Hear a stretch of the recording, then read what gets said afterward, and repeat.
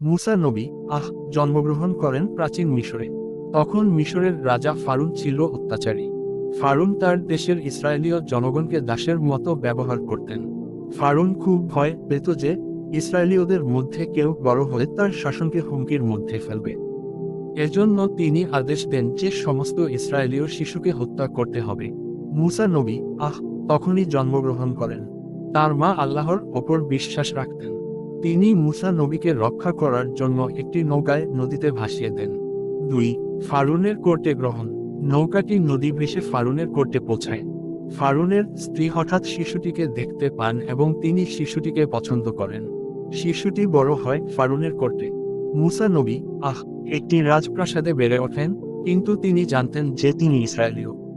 তিনি সততা, সাহস এবং ন্যায়পরায়ণতার জন্য পরিচিত ছিলেন। 3. নির্দিষ্ট এক ঘটনায় বিচার। একদিন তিনি একটি মিশরীয়কে অবিচারের সঙ্গে অন্য ইসরায়েলীয়কে মারতে দেখেন। মুসা নবী রুখে দেন এবং সেই মিশরীয়কে মারেন।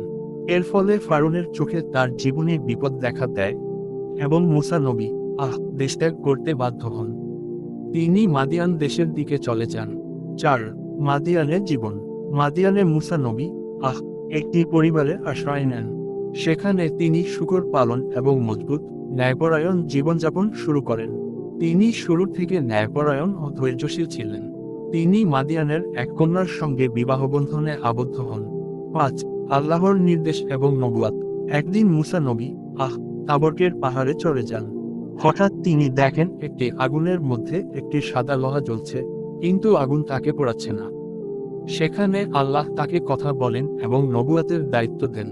আল্লাহ তাকে আদেশ দেন যে তিনি ফারুনের কাছে ফিরে গিয়ে ইসরায়েলীয়দের মুক্তি দেবেন। 6. ফারুনের সামনে সাহস। মুসা নবী ফারুনের কাছে যান এবং আল্লাহর বার্তা পৌঁছে দেন। ফারুন অস্বীকার করেন এবং হুমকি দেন। তখন আল্লাহ মুসা নবীকে চমক দেখানোর ক্ষমতা দেন। মুসার লাঠি সাপের রূপ নেয় এবং তার হাত আলোকিত হয়ে ওঠে। তবুও ফারুন অবিশ্বাসী থাকেন। 7. মিশরের 10টি সংকট প্লেগ। ফারুন অবিশ্বাস করায় আল্লাহ মিশরে বিভিন্ন সংকট, দুশ্চিন্তা পাঠান। নদী রক্তে পরিণত হয়, ব্যাং, মাছি ও লমস প্রলয়, কৃষি নষ্ট হয়। কিন্তু ফারুন মানেন না। 8. সমুদ্র পার হওয়া। শেষে আল্লাহ নির্দেশ দেন মুসা নবী ইসরায়েলীয়দের নিয়ে মিশর ত্যাগ করবেন। ফারুন ও তার সৈন্যরা তাদের অনুসরণ করে। মুসা নবী লাঠি সমুদ্রের উপরে বানান। সমুদ্র 2 ভাগে বিভক্ত হয় এবং ইসরায়েলীয়রা নিরাপদে পারাপার হন। ফারুন ও তার সৈন্যরা পানিতে তলিয়ে যান। 9. মরুভূমিতে জীবন। মুসা নবী ইসরায়েলীয়দের সঙ্গে মরুভূমিতে চলে যান। সেখানে আল্লাহ তাকে তাওরাত পাঠান, যা মানুষকে ন্যায়, সততা এবং আল্লাহর নিয়ম শিখায়। তিনি তাদের প্রতি ধৈর্য, সৎপথ ও আল্লাহর প্রতি বিশ্বাসের শিক্ষা দিতেন।